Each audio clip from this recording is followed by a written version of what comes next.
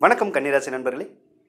கன்னிராசிக்காரர்களை பொறுத்தவரை இந்த தை மாதம் எந்த மாதிரியான பலன்களை கொடுக்க போகுது அப்படிங்கிறத தான் இந்த வீடியோ பதிவு மூலம் நாம் இப்போ பார்க்க போகிறோம். சூரிய பகவான் 12வது அதிபதியாகி தங்கள் ராசிக்கு 5வது இடத்தில் சஞ்சரிப்பதால் சிலருக்கு குழந்தைகளுக்கு ஏதேனும் பொருள் வாங்கி தருவதன் காரணமாகவோ, சிலருக்கு குழந்தைகளால் அவர்களுக்கு சில விசேஷங்கள் நடத்துவதன் மூலமோ விரைவு செலவுகள் ஏற்படுவதற்கான வாய்ப்புகள் காணப்படுகின்றன. சில கன்னிராசிக்காரர்களுக்கு பொழுதுபோக்கு நிகழ்ச்சிகளாலும், சில கன்னிராசிக்காரர்களுக்கு விருந்து விசேஷங்களாலும், சில கன்னிராசிக்காரர்களுக்கு கோயில் வழிபாடுகளாலும் சில விரயங்கள் ஏற்படுவதற்கான வாய்ப்புகளை அந்த சூரிய பகவான் உருவாக்கி தருவார். குழந்தைகளுக்கு சளி, இருமல், காய்ச்சல் போன்ற தொந்தரவுகள் நீங்குவதற்கான வாய்ப்புகளையும் சூரிய பகவான் உருவாக்கி தருவார். தங்கள் ராசிக்கு 10ஆம் அதிபதியாகிய புதன் பகவான் தற்போது வரை 5வது ராசியிலே சஞ்சரித்துக் கொண்டிருக்கிறார். 10ஆம் அதிபதி 5வது இடத்தில் சஞ்சரிப்பது உங்களுக்கு சிறப்பான பலன்களையே தேடித்தரும். எனவே தொழிலில் முன்னேற்றங்கள் ஏற்படுவதற்கான வாய்ப்புகள் கிடைக்கும். பலருக்கு வேலை வாய்ப்புகள் கிடைப்பதற்கான வாய்ப்புகளும் காணப்படுகின்றன. எனினும் தை மாதம் 18ஆம் தேதிக்கு பின்னர் 10ஆம் அதிபதியாகிய புதன் பகவான் தங்கள் ராசிக்கு 6வது இடத்தில் சஞ்சரிப்பது தொழிலில் சிறிது மந்த நிலையை ஏற்படுத்துவதற்கான வாய்ப்புகள் காணப்படுகின்றன. வாடிக்கையாளர்களின் எண்ணிக்கையும் சற்று குறைவதற்கான வாய்ப்புகளும் காணப்படும். ஆனால் அவை 15 நாட்களுக்கு மட்டுமே நடப்பதற்கான வாய்ப்புகள் காணப்படுகின்றன. மீண்டும் அவை வெற்றி பெறுவதற்கான வாய்ப்புகள் காணப்படுகின்றது. வேலை செய்வோருக்கும் தை மாதம் 18ஆம் தேதிக்கு பின்னர் வேலையில் ஏதேனும் தடங்கள் ஏற்படுவதற்கான வாய்ப்பும், மேல் அதிகாரிகளால் தொல்லைகள் சேர்வதற்கான வாய்ப்புகளும் காணப்படுகின்றன. எனவே வேலை செய்யும் இடத்தில் தை மாதம் 18ஆம் தேதிக்கு பின்னர் எச்சரிக்கையுடன் செய்வது சிறப்பை தேடித்தரும். தங்கள் ராசிக்கு 2ஆம் அதிபதியாகிய சுக்கிர பகவான் 4வது இடத்தில் பயிற்சியாக போகின்றார். எனவே சுக்கிர பகவான் இந்த மாதத்தில் தை மாதம் 16ஆம் தேதி 4வது இடத்திற்கு பயிற்சியாவது பல சிறப்பான பலன்களை தேடித்தரும். எனவே பல கன்னிராசிக்காரர்களுக்கு வீடு, வண்டி, வாகனங்கள் வாங்குவதற்கும் அல்லது விற்பதற்குமான வாய்ப்புகளை உருவாக்கி தரும். சில கன்னிராசிக்காரர்களுக்கு எலக்ட்ரானிக் பொருட்கள் வாங்குவதற்கான யோகங்களையும் இந்த தை மாதத்தில் சுக்கிர பகவான் உங்களுக்கு கொடுப்பதற்கான வாய்ப்புகள் காணப்படுகின்றன.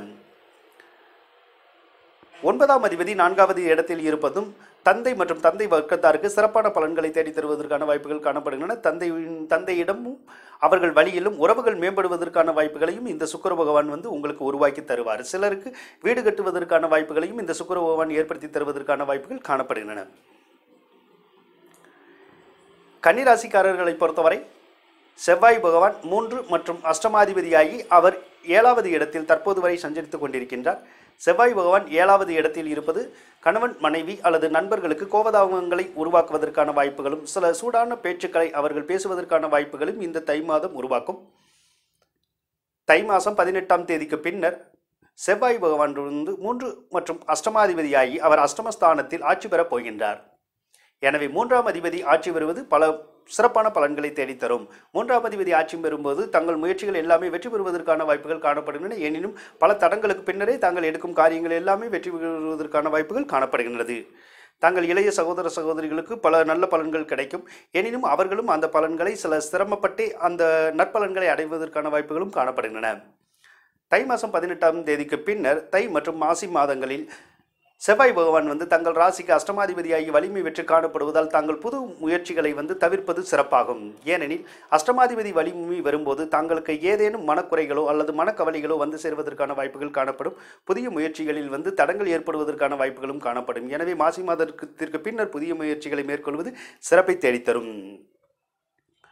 குரு பகவானை பொறுத்தவரை 3வது இடத்திலே சஞ்சரித்துக் கொண்டிருக்கிறார். குரு 3வது இடத்தில் சஞ்சரிப்பது சிறப்பான பலன்களையே உங்களுக்கு தேடித்தரும். பல கன்னிராசிக்காரர்களுக்கு சொத்து சுகங்களை விற்பதற்கான வாய்ப்புகளும் உங்களுக்கு கிடைக்கும்.